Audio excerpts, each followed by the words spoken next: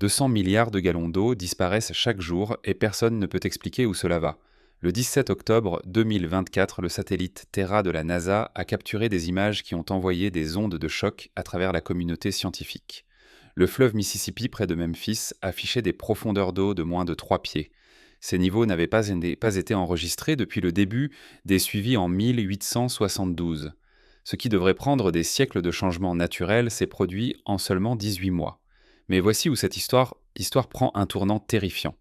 Cela ne se produit pas à cause de la sécheresse. Les précipitations dans le bassin supérieur du Mississippi ont mesuré 34,2 pouces en 2023. C'est exactement la moyenne des 50 dernières années. L'eau, elle est là, elle disparaît simplement. En ce moment, des barges transportant 60% des exportations de céréales américaines sont échouées sur des bancs de sable découverts.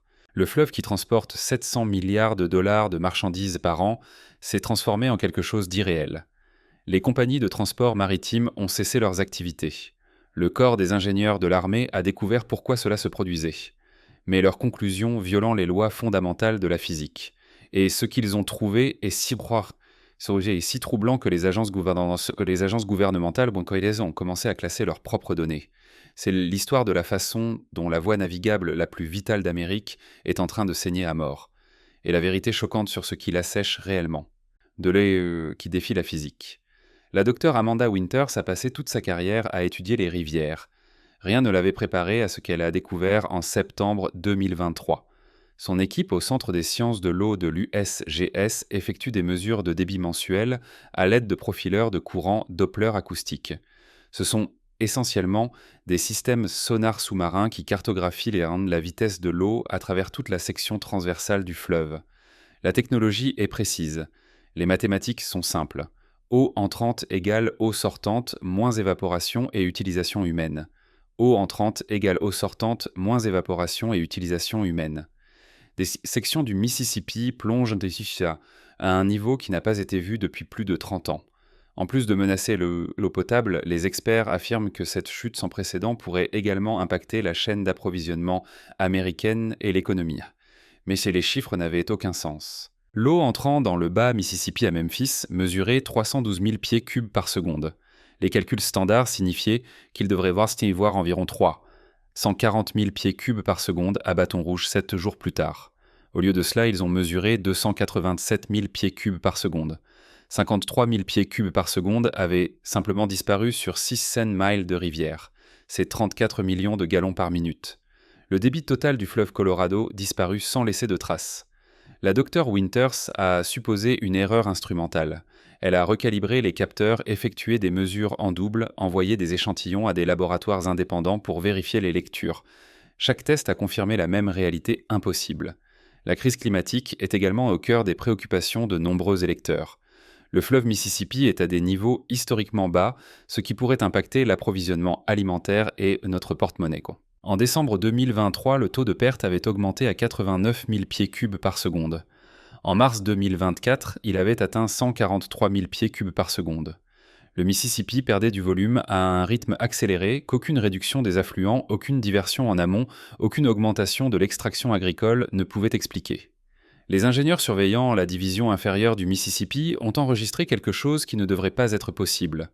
L'eau entrant dans le système à Cairo, Illinois, n'arrivait tout simplement pas à Bâton Rouge, Louisiane. Pas retardée, pas détournée, disparue.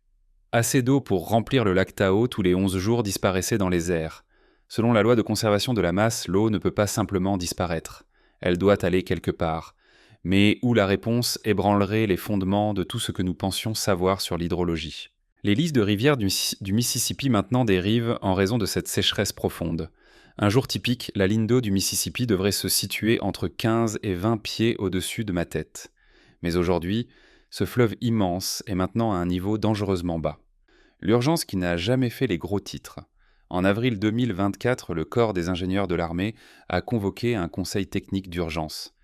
37 ingénieurs hydrauliques, géologues et climatologues seniors ont examiné 18 mois de données de chaque station de surveillance entre Saint-Louis et la Nouvelle-Orléans. Leur rapport préliminaire marqué « Examen interne uniquement » contenait une seule conclusion dévastatrice. Les pertes observées dépassent toute variabilité naturelle documentée et tous les prélèvements anthropiques connus par un facteur de 6-7. Aucun cadre hydrologique existant n'explique le déficit enregistré. Traduction, nous n'avons aucune idée de ce qui se passe. Ce rapport n'a jamais été rendu public. 3 semaines plus tard, le corps a annoncé des protocoles de maintenance de routine à 11 stations de surveillance et a suspendu la publication des données de débit en temps réel. Quelque chose qui ne s'était pas produit depuis 1928. Un soupir de soulagement ce matin pour le corps des ingénieurs de l'armée, alors que la montée du fleuve Mississippi s'atténue. Le corps dit que le déversoir Bonicaré restera fermé pour l'instant. C'est parce que le Mississippi atteint un niveau inférieur à celui prévu. Les scientifiques qui avaient passé des carrières à étudier le Mississippi ont commencé à parler avec des phrases prudentes et mesurées. Pas les déclarations confiantes d'une hydrologie établie, mais les mots hésitants de chercheurs confrontés à des données qui refusent de faire sens. Si ces chiffres sont réels, a déclaré la Dr Winters lors d'un symposium à huis clos à l'université Tulane, chaque manuel sur l'hydrologie nord-américaine doit être révisé. Les équipes se sont précipitées à la recherche d'explications. Ils ont examiné l'extraction agricole. Le bassin du Mississippi soutient 60 milliards de dollars de production agricole annuelle. Mais le prélèvement total documenté pour 2023 était de 8,2 milliards de gallons par jour. Considérable, oui, mais moins de la moitié de l'eau manquante. Ils ont étudié les taux d'évaporation à l'aide d'images thermiques par satellite. Les données ont montré que les taux d'évapotranspiration n'étaient que de 2,3% supérieurs à la moyenne de 30 ans. Une augmentation aussi faible devrait retirer 4000 pieds cubes par seconde supplémentaires, pas 143 000. Chaque théorie qu'ils ont testée a échoué jusqu'à ce qu'ils se tournent vers le sous-sol. Le colonel Brian Saucer du corps des ingénieurs de l'armée et son équipe accueillent le centre météorologique 13 à bord. Alors que nous suivons la sécheresse, ils font tout ce qu'ils peuvent pour en atténuer les impacts. La rivière saigne dans la terre. Des géologues ont déployé 127 sismomètres en un motif de grille s'étendant des deux côtés de la rivière de Memphis à Vicksburg. Ils ont généré des profils acoustiques du sous-sol jusqu'à 2000 pieds. Ce qu'ils ont trouvé a tout changé. Les données sismiques ont montré une porosité dramatiquement accrue dans les sédiments directement sous le lit du fleuve. La porosité mesure combien d'espaces vides existent dans les sédiments. Les dépôts alluviaux typiques sous le Mississippi affichent une porosité de 28 à 33%. L'enquête de 2024 a enregistré des valeurs de 40 et 1 à 47%. Les sédiments devenaient semblables à des éponges. Le lit de la rivière lui-même se transformait en un drain géant.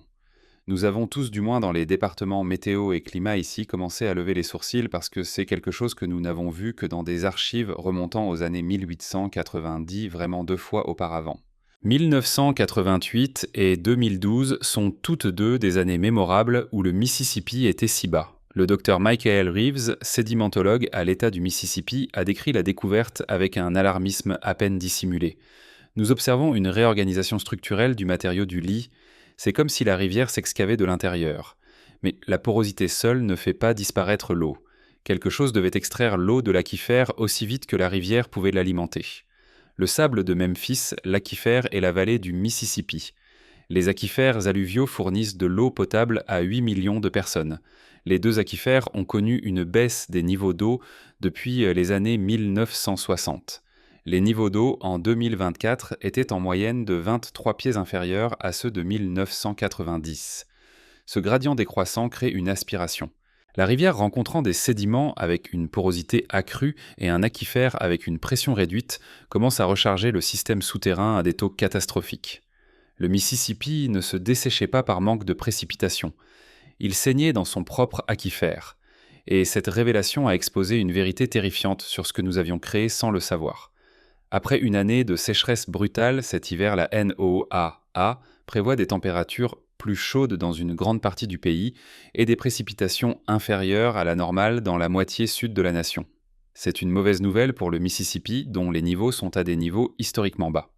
10 000 petites décisions, un siècle de projets d'ingénierie, les barrages, les digues, la stabilisation des canaux, le développement agricole, chaque puits foré pour soutenir les fermes et les villes. Ensemble, ils ont collectivement modifié la relation fondamentale entre l'eau de surface et l'eau souterraine. Nous n'avons pas brisé la rivière par une seule mauvaise décision. Nous avons réécrit son hydrologie par 10 000 petites décisions. Le corps a tenté des interventions d'urgence augmenter les décharges des barrages en amont, produisant des améliorations temporaires près de Memphis. Mais l'eau n'est pas arrivée à la Nouvelle-Orléans. Le débit amélioré a simplement accéléré la recharge à travers les sédiments du lit de rivière à haute porosité. Même si vous ne travaillez pas ou ne vivez pas le long de la rivière, vous êtes touché par elle. Et c'est le point central de notre économie responsable d'un impact de 10 milliards de dollars sur notre ville chaque année. Et quand elle est asséchée, il n'y a qu'une seule façon de lutter contre cela. En février 2025, le débit à Tarbert Landing avait chuté à 214 000 pieds cubes par seconde, la mesure la plus basse depuis le début des enregistrements. Les ingénieurs appellent ce qui se passe un blocage de stockage. L'eau existe dans le système mais occupe un espace où elle ne peut être utilisée ni par les infrastructures humaines, ni par les mécanismes de décharge naturelle.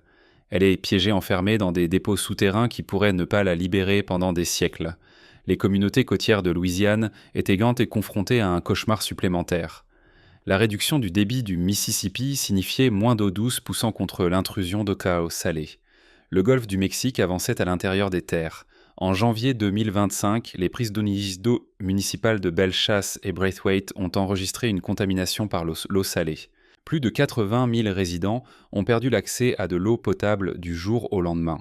Il faudra une quantité significative de précipitations pour ramener ces niveaux d'eau, ces aquifères et ces systèmes à des conditions fluviales typiques.